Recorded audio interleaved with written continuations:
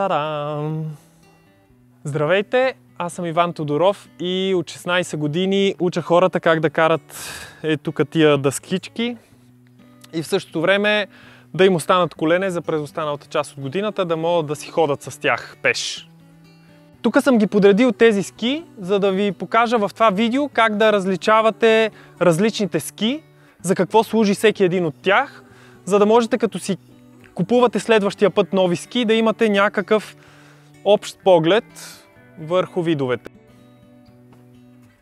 Това са ските за писта, фристайл ски, фрирайд ски и ски за туринг.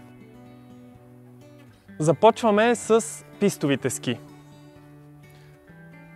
Всъщност, ако сега започвате на писта, ще отида да взема ските на майка ми. Ако сега започвате, си взимате едни лекички ски с леки автомати, които да ви возят по пистата, да са ви леки на краката. Не почвайте с състезателни тежки ски, който ви ги е препоръчал някой професионалист. Вземете си леки ски, да не ви тежат, возете си ги, тренирайте си тия дъгички, докато не станат на хубави завои. Когато това се случи, обикновено отнема няколко години, и се появи желанието да карате по-агресивно, можете да се отправите към едни по-стабилни, по-тежки и по-здрави ски. Здравината на тези ски идва от това, че в конструкцията си имат метална пластина. Тази метална пластина, погледнато отстрани, се вижда като една метална линия, която минава над канта или под автомата. Най-добрият вариант да ги има и двете пластини. Някой път тази пластина една също върши работа. Това, което прави, е, че дава на ската стабилност и пречи да се усуква, така че като я поставите хубаво на кант в карвинг завой, ската ви държи стабилни и вие може да я натягате здраво.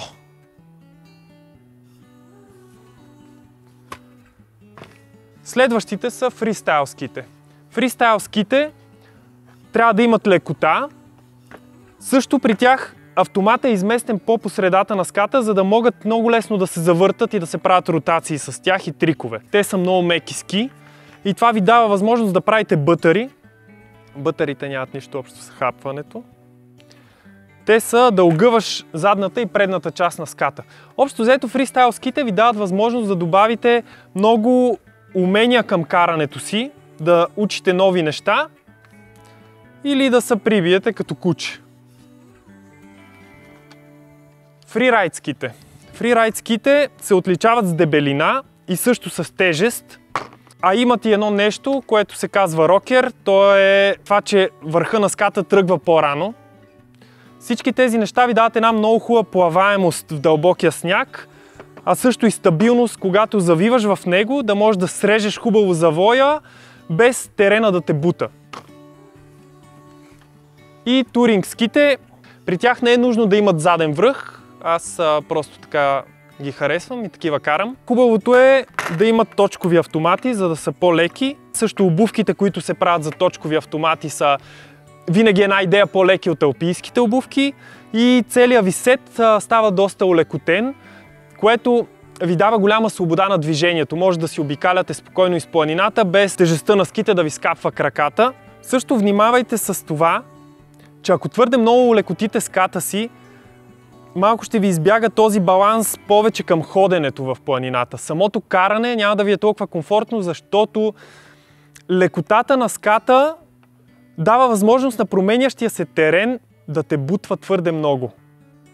И когато ската стои леко като перце отгоре и няма тежестта да се вреже в терена, е много по-възможно да оцелявате, а не да карате.